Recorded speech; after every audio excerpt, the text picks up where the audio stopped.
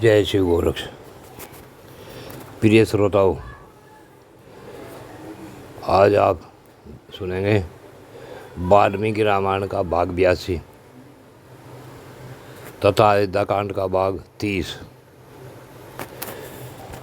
प्रिय भक्तों, आपने पिछले भाग में सुना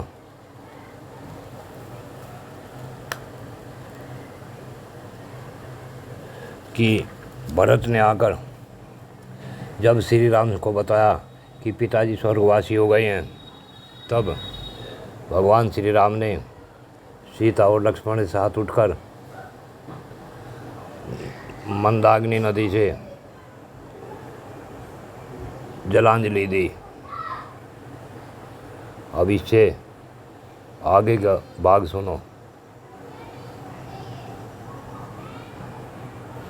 जब सभी लोग धीरे धीरे श्री राम के पास आने लगे तो सबके मुख आंसुओं से भीग रहे थे और लोग मंत्र सहित कैकेयी की निंदा करने लगे। उन सब के नेत्र आंसुओं से ऐसे भरे थे, वे सबके सब अत्यंत दुखी हो रहे थे। धर्मज्ञ श्री राम ने उन्हें देखकर पिता माता की भांति हृदय से लगाया। श्री राम ने कुछ मनुष्यों को वहाँ छाती से लगा तथा कुछ लोगों ने पहुँचकर वहाँ उनके चरणों में प्रणाम किया। राजकुमार श्री राम ने उस समय यहाँ आए हुए सभी मित्रों और बंधु बांधवों का यथायोग्य सम्मान किया। महर्षि वशिष्ठ जी महाराज दशरथ की रानियों को आगे करके श्री रामचंद्र को देखने की अभिलाषा लिए उस स्थान की ओर चले जहाँ उनका आश्रम था। राजरानियाँ मंद गति से चलती हुई जब मंदाकिनी के तट पर पहुँचे तब उन्होंने वहाँ श्री राम और लक्ष्मण के स्नान करने का पाठ देखा। इस समय कौशल्या के मुंह पर आंसुओं की धारा बह चली। उन्होंने सूखे एवं उदास मुख से दीन सुमित्रा तथा अन्य रानियों ने से कहा, जो राज से निकाल दिए गए हैं तथा जो दूसरों को कलेश न देने वाले कार्य ही करते हैं, उन मेरे अनाथ बच्चों का यह वन दुर्गम तीर्थ है। इसे इन्होंने पहले पहल स्वीकार किया। आगे चलकर विशालोचना कौशल्या ने देखा कि श्री राम ने पृथ्वी पर बिछे हुए दक्षिणाग्र कुशों के ऊपर अपने पिता के लिए पिसे हुए इंगुदी के फल का पिंड रख छोड़ा है। दुखी राम के द्वारा पिता के लिए भूमि पर रखे हुए उस पिंड को देखकर देवी कौशल्या ने दशरथ की सब रानियों से कहा, बहनों देखो, श्री राम ने इक्ष्वाकु कुल के स्वामी रघुकुल भूषण महात्मा पिता के लिए यह विधि पूर्वक पिंडदान किया है। श्री राम ने अपने पिता को इंगुदी का पिंडाक पिसा हुआ फल प्रदान किया है। यह देखकर दुख से मेरे हृदय के सैकड़ों टुकड़े क्यों नहीं हो जाते। निश्चय मुझे सत प्रतीत हो रही है कि मनुष्य स्वयं जो अन्न खाता है उसके देवता भी उसी अन्न को ग्रहण करते हैं। इस प्रकार शोक से आर्त हुई कौशल्या को उस समय उनकी आंखें उनकी सोते समझा बुझाकर उन्हें आगे ले गई। आश्रम पर पहुंचकर उन सब ने श्री राम को देखा, जो स्वर्ग से गिरे हुए देवता के समान जान पड़ते थे। भोगों का परित्याग करके तपस्वी जीवन व्यतीत करने वाले श्री राम को देखकर उनकी माताएं शोक से कातर हो गई और आर्तभाव से फूट फूट कर रोती हुई आंसू बहाने लगी। सत प्रतीक नरश्रेष्ठ श्री राम माताओं को देखते ही उठकर खड़े हो गए और बारी बारी से उन सबके चरणार बिंदों का स्पर्श किया।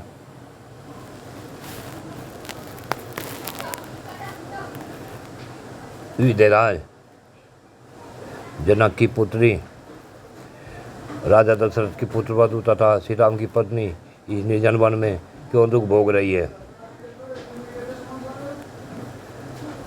और स्वयं दुखी से पीड़ित हुई कौशल्या ने जैसे माता अपनी बेटी को हृदय से लगा लेती है, उसी प्रकार वनवास के कारण दुर्बल हुई सीता को छाती से चिपका लिया।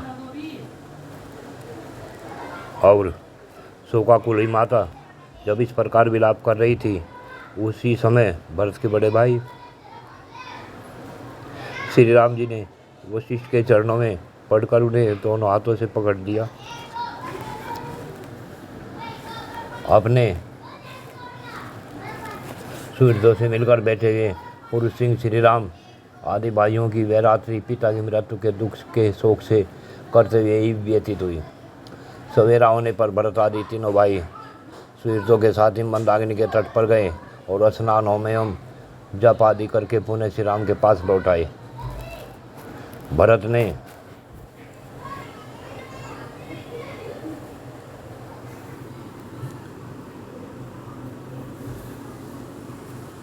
श्री राम से इस प्रकार कहा, भैया पिताजी ने वरदान देकर मेरी माता को संतुष्ट कर दिया और माता ने यह राज मुझे दे दिया। अब मैं अपनी ओर से यह एकंटक राज आपकी सेवा में समर्पित करता हूँ। आप इसका पालन एवं उपयोग कीजिए।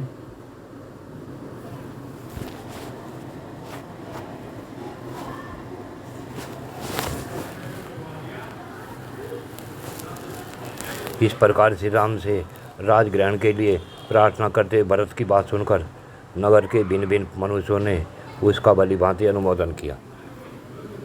श्री राम ने यशस्वी भरत को इस तरह दुखी और विलाप करते देख उन्हें सांत्वना देते हुए कहा, भाई यह जीव ईश्वर के समान स्वतंत्र नहीं है, अतः कोई अपनी इच्छा के अनुसार कुछ नहीं कर सकता।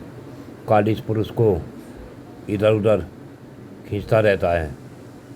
समस्त संग्रहों का अंत विनाश है, लौकिक उन्नतियों का अंत पतन है, संयोग का अंत वियोग है और जीवन का अंत मरण है। जैसे पके हुए फलों को पतन के सिवा और किसी से भय नहीं है, उसी प्रकार उत्पन्न हुए मनुष्य को मृत्यु के सिवा और किसी से भय नहीं है। मृत्यु साथ ही चलती है, साथ ही बैठती है और बहुत बड़े मार्ग की यात्रा में भी साथ ही जाकर वह मनुष्य के साथ ही लौटती है।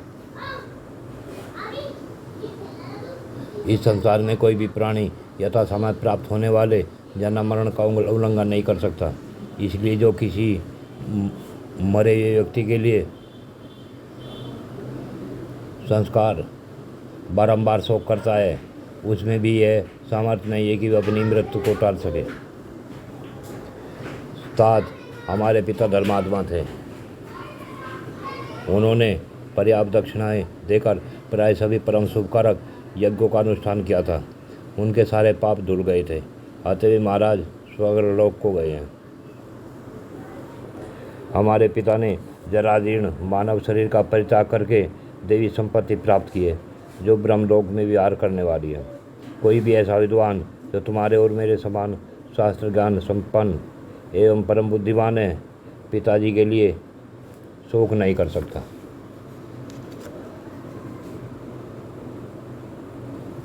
और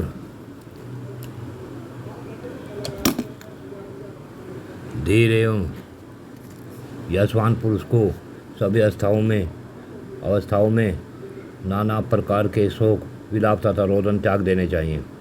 इसलिए तुम स्वस्थ हो जाओ, तुम्हारे मन में शोक नहीं होना चाहिए। वक्ताओं में श्रेष्ठ भरत, तुम यहाँ से जाकर अयोध्यापुरी निवास करो, क्योंकि मन को वश में रखने वाले पूज्य पिताजी ने तुम्हारे लिए यही आदेश दिया है। उन पुण्यकर्मा महाराज ने मुझे भी जहाँ रहने की आज्ञा दी है, वहीं रहकर मैं उन पूज्य पिताजी के आदेश का पालन करूँगा। ये शत्रुओं का विनाश करने वाले भरत,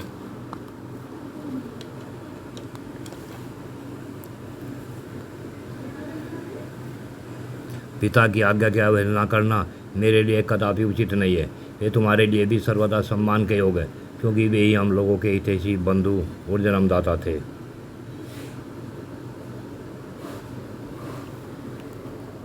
सर्वशक्तिमान महात्मा श्री राम एक मुहूर्त तक अपने छोटे भाई भरत से पिता की आज्ञा का पालन कराने के उद्देश्य से ये अर्थयुक्त वचन कहकर चुप हो गए।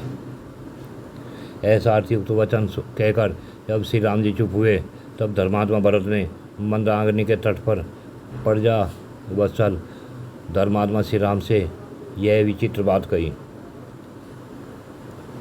हे रघुवीर, इस जगत में जैसे आप हैं वैसा दूसरा कौन हो सकता है। कोई भी दुख आपको व्यथित नहीं कर सकता। कितनी ही प्रिय बात क्यों न हो, वे आपको हर्षोत्फुल्ल नहीं कर सकती। वृद्ध पुरुषों के सम्मानीय होकर भी आप उनसे संदेह की बातें पूछते हैं। हे नरेश्वर, जिसे आपके समान आत्मा और परमात्मा का ज्ञान है, वही संकट में पड़ने पर भी विषाद नहीं कर सकता। ऐसे उत्तम पुरुषों से युक्त, उत्तम गुणों से युक्त और जन्म मरण के रहस्य को जानने वाले आपके पास ऐसे दुख नहीं आ सकता। मैं धर्म के बंधन में बंधा हूँ, इसलिए इस पाप करने वाली एवं दंडनीय माता को मैं कठोर दंड देकर मार नहीं डालता। जिनके कुल एवं क्रम दोनों ही शुभ थे, उन महाराज दशरथ से उत्पन्न होकर धर्म और अधर्म को जानता हुआ भी मैं मातृवध रूपी लोक निंदित कर्म कैसे करूं?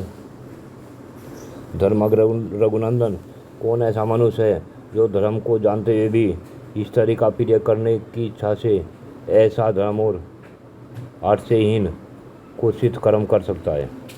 पिताजी ने क्रोध, मोह और साहस के कारण ठीक समझ कर जो धर्म का उल्लंघन किया है उसे आप पलट दें, उसका संशोधन कर दें। कैकेयी, मैं, पिताजी, सुहृदगण, बंधु बांधव, पूर्ववासी तथा राष्ट्र की प्रजा, इन सब की रक्षा के लिए आप मेरी प्रार्थना स्वीकार करें। मैं बुद्धि और गुण दोनों से हीन हूँ, बालक हूँ तथा मेरा स्थान आपसे बहुत छोटा है। अतः मैं आपके बिना जीवन धारण भी नहीं कर सकता। राज का पालन तो दूर की बात है। धर्म रघुनंदन, पिता का यह सारा राज श्रेष्ठ और निष्कंटक है, अतः बंधु बांधवों के साथ सधर्मानुसार इसका पालन कीजिए। पुरुष परिवार, आज आप मेरी माता के कलंक को धो पूज पिताजी को भी निंदा से बचाइए। मैं आपके चरणों में माथा टेक कर याचना करता हूँ, आप मुझ पर दया कीजिए। जैसे महादेव जी सब प्राणियों पर अनुग्रह करते हैं, उसी प्रकार आप भी अपने बंधु बांधवों पर कृपा कीजिए। अथवा यदि आप मेरी प्रार्थना को ठुकरा कर यहाँ से वन को ही जाएंगे तो मैं भी आपके साथ चलूँगा। गलानी में पड़े हुए भरत ने मनोभिराम राजा श्री राम को उनके चरणों में माथा टेक कर प्रसन्न करने की चेष्टा की, तथापि उन सद्गुण संपन्न रघुनाथ जी ने पिता की आज्ञा में ही दृढ़तापूर्वक स्थित रहकर अयोध्या जाने का विचार नहीं किया। उस समय ऋत्विज, पूर्ववासी, भिन्न भिन्न समुदाय के सेन नेता और माताएं अचेत होकर आंसू बहाती हुई पूर्वोक्त बातें कहने वाले भरत की बुरी बुरी प्रशंसा करने लगे और सबने उनके पास ही योग्यतानुसार श्री राम के सामने विनीत होकर उनसे अयोध्या लौट चलने की याचना की। रामचंद्र जी ने उन्हें इस प्रकार उत्तर दिया, भाई, तुम नृपश्रेष्ठ महाराज दशरथ के द्वारा कैकेयी राज कन्या माता कैकेयी के गर्भ से उत्पन्न हुए हो, अतः तुमने जो ऐसे उत्तम वचन कहे हैं वे सर्वथा तुम्हारे योग्य है। भैया, आज से बहुत दिन पहले की बात है। पिताजी जब तुम्हारी माता के साथ विवाह हुआ था, तभी उन्होंने तुम्हारे नाना से कैकेयी के पुत्र को राज देने की उत्तम शर्त कर ली थी। इसके बाद देवासुर संग्राम में तुम्हारी माता ने प्रभावशाली महाराज की बड़ी सेवा की, जिससे संतुष्ट होकर राजा ने उन्हें वरदान दिया। उसी की पूर्ति के लिए प्रतिज्ञा कराकर तुम्हारी श्रेष्ठ वर्ण वाली यशस्वी माता ने नरश्रेष्ठ पिताजी से 2 वर मांगे। पुरुष सिंह एक वर के द्वारा उन्होंने तुम्हारे लिए राज मांगा और दूसरे के द्वारा मेरा वनवास। इनसे इस प्रकार प्रेरित होकर राजा ने ये दोनों वर तुम्हें दे दिए। पुरुष परिवार, इस प्रकार उन पिताजी ने वरदान के रूप में मुझे 14 वर्षों तक वनवास की आज्ञा दी है। यही कारण है कि मैं सीता और लक्ष्मण के साथ इस निर्जन वन में चला आया हूँ। यहाँ मेरा कोई प्रतिद्वंदी नहीं है। मैं यहाँ पिताजी के सत की रक्षा में स्थित रहूँगा। हे राजेंद्र, तुम भी अपनी उनकी आज्ञा मानकर शीघ्र ही राज पर अपना अभिषेक करा लो और पिता को सत्यवादी बनाओ। यही तुम्हारे लिए उचित है। धर्मगुप्त भरत, तुम मेरे लिए पूज पिता राजा दशरथ को कैकेयी के ऋणी से मुक्त करो, उन्हें नरक से गिरने से बचाओ। और माता का भी आनंद बढ़ाओ। रघुनंदन नरश्रेष्ठ भरत, इस प्रकार सभी राजऋषियों ने पितरों के उद्धार का निश्चय किया है। अतः प्रभु तुम भी अपने पिता का नरक से उद्धार करो। वीर भरत, तुम शत्रुघ्न और समस्त ब्राह्मणों को साथ लेकर अयोध्या को लौट चलो और प्रजा को सुख दो। वीर राम, मैं भी लक्ष्मण और सीता के साथ शीघ्र ही दंडकारण्य में प्रवेश करूँगा। भरत, तुम स्वयं मनुष्यों के राजा बनो और मैं जंगली पशुओं का सम्राट बनूंगा।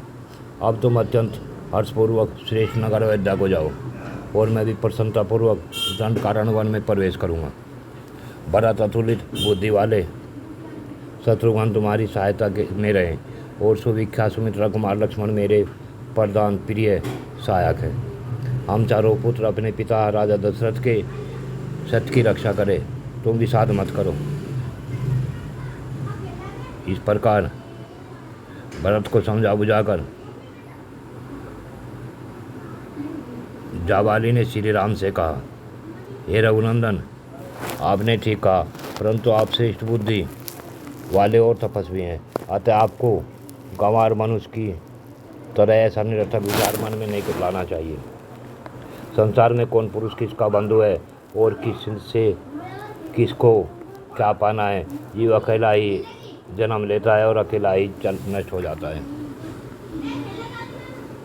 जैसे कोई मनुष्य दूसरे गांव को जाते समय बाहर किसी धर्मशाला में एक रात के लिए ठहर गया है और दूसरे दिन उस स्थान को छोड़कर आगे के लिए प्रस्थित हो जाता है, इसी प्रकार पिता माता घर और धन ये मनुष्यों के आवागमन हैं। ये रघुकुलभूषण, इनमें सज्जन पुरुष आसक्त नहीं होते। आप स्मृतिशालिनी अयोध्या में राजा के पद पर अपना अभिषेक कराइए।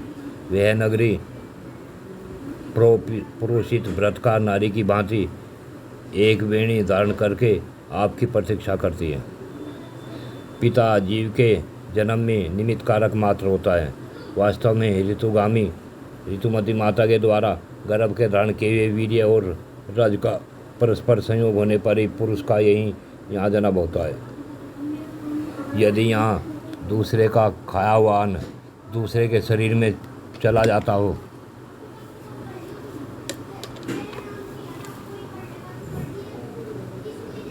तो प्रदेश में जाने वाले के लिए श्राद्ध ही कर देना चाहिए। उनके रास्ते के लिए भोजन देना उचित नहीं है। सत्पुरुषों की बुद्धि जो सब लोगों के लिए राह दिखाने वाली है होने के कारण प्रमाणभूत है। आगे करके भरत के अनुरोध से आप अयोध्या का राज ग्रहण कीजिए। जाबाली का यह वचन सुनकर सत्पराक्रमी श्री रामचंद्र जी ने अपनी संशय रहित बुद्धि के द्वारा श्रुति सम्मत सदयुक्ति का आश्रय लेकर कहा, प्रियवर, आपने मेरा प्रिय करने की इच्छा से यहाँ जो बात कही है वह कर्तव्य सी दिखाई देती है, किंतु वास्तव में करने योग्य नहीं है। यह पथ सी दिखने पर भी वास्तव में पथ है। जो पुरुष धर्म अथवा वेद की मर्यादा को त्याग देता है वह पाप कर्म में प्रवृत्त हो जाता है। उसके आचार और विचार दोनों भ्रष्ट हो जाते, इसलिए वह सत्पुरुषों में कभी सम्मान नहीं पाता। आपका उपदेश तो धर्म पहने हुए चोले के समान है, किंतु वास्तव में यह धर्म है। इसमें संसार में वर्ण संकरता का प्रचार होगा। यदि मैं इसे स्वीकार करके वेदोक्त हुए कर्मों का अनुष्ठान छोड़ दूँ और विधिहीन कर्मों में लग जाऊँ तो कर्तव्य का ज्ञान रखने वाला कौन समझदार मनुष्य मुझे श्रेष्ठ समझकर आदर देगा। उस दशा में मैं इस जगत में दुराचारी तथा लोक को कलंकित करने वाला समझा जाऊंगा। हाँ, अपनी ही की हुई प्रतिज्ञा तोड़ दी जाती है। उस प्रतिज्ञा अनुसार बर्ताव करने पर मैं किस साधन से स्वर्ग लोक प्राप्त करूंगा तथा आपने जिस आचार का उपदेश दिया है वह किसका है जिसका मुझे अनुसरण करना होगा, क्योंकि आपके कथनानुसार मैं पिता आदि में से किसी का भी कुछ भी नहीं हूँ। जगत में सत्य ही ईश्वर है तथा सत्य से ही आधार पर इस धर्म की स्थिति रहती है। सत्य ही सबकी जड़ है। सत्य से बढ़कर दूसरा कोई परम पद नहीं है। मैं सत्य प्रतिज्ञ हूँ और सत्य की शपथ खाकर पिता के सत्य का पालन स्वीकार कर चुका हूँ। ऐसी दशा में मैं पिता के आदेश का किस लिए पालन नहीं करूँ। हमने सुना है कि जो अपनी प्रतिज्ञा झूठी करने के कारण अपने धर्म से भ्रष्ट हो जाता है, उस चंचल चित्त वाले पुरुष के दिए हुए हव्य कवों को देवता और पितर ग्रहण नहीं करते। आपने उचित सिद्ध करके तर्कपूर्ण वचनों के द्वारा मुझसे जो यह कहा है कि राज ग्रहण करने में ही कल्याण है, अतः इसे अवश्य स्वीकार करो। आपका यह आदेश श्रेष्ठ सा प्रतीत होने पर भी सज्जन पुरुषों द्वारा आचरण में लाने के योग्य नहीं है, क्योंकि इसे स्वीकार करने से सत्य और न्याय का उल्लंघन होता है। गुरु के समीप की हुई मेरी यह प्रतिज्ञा अटल है, किसी तरह तोड़ी नहीं जा सकती। उस समय जबकि मैंने प्रतिज्ञा की थी, देवी कैकेयी का हृदय हर्ष से खिल उठा था। क्या करना चाहिए और क्या नहीं, इसका निश्चय मैं कर चुका हूँ। अतः फल फूल आदि से पांचों इंद्रियों को संतुष्ट करके निश्चल श्रद्धापूर्वक लोक यात्रा यानी पिता की आज्ञा के पालन रूप व्यवहार का निर्वाह करूँगा। उग्र तेजस्वी राजकुमार श्री राम परलोक की सत्ता का खंडन करने वाले जाबाली के पूर्वोक्त वचनों को सुनकर उन्हें सहन न कर सकने के कारण उन वचनों की निंदा करते हुए पुण्य उनसे बोले, सत्य धर्म पराक्रम समस्त प्राणियों पर दया, सबसे प्रिय वचन बोलना तथा देवताओं अतिथियों और ब्राह्मणों की पूजा करना, इन सबको साधु पुरुषों ने स्वर्गलोक का मार्ग बताया है। आपकी बुद्धि विषम मार्ग में स्थित है। आपने वेद विरुद्ध मार्ग का आश्रय ले रखा है। आप घोर नास्तिक और धर्म के रास्ते से कोसों दूर है। ऐसे पाखंडमयी बुद्धि के द्वारा अनुचित विचार का प्रचार करने वाले आपको मेरे पिताजी ने जो अपना याचक बना दिया, उनके इस कार्य की मैं निंदा करता हूँ। जो धर्म में तत्पर रहते हैं, सत्पुरुषों का साथ करते हैं, तेज से संपन्न है, जिनमें दान रूपी गुण की प्रधानता है, जो कभी किसी प्राणी की हिंसा नहीं करते तथा जो सत्सर्ग से रहित है, ऐसे श्रेष्ठ मुनि ही संसार में पूजनीय होते हैं। जाबाली ने विनयपूर्वक यह आस्तिकतापूर्ण सत्य एवं हितकर वचन कहा। हे रघुनंदन, न तो मैं नास्तिक हूँ और न ही नास्तिकों की बात ही करता हूँ। परलोक आदि कुछ भी नहीं है, ऐसा मेरा मत नहीं है। मैं अवसर देखकर फिर आस्तिक हो गया और लौकिक व्यवहार के समय आवश्यकता होने पर पुनः नास्तिक हो सकता हूँ। नास्तिकों की सी बातें कर सकता हूँ। इस समय ऐसा अवसर आ गया था जिससे मैंने धीरे धीरे नास्तिकों सी बातें कह डाली।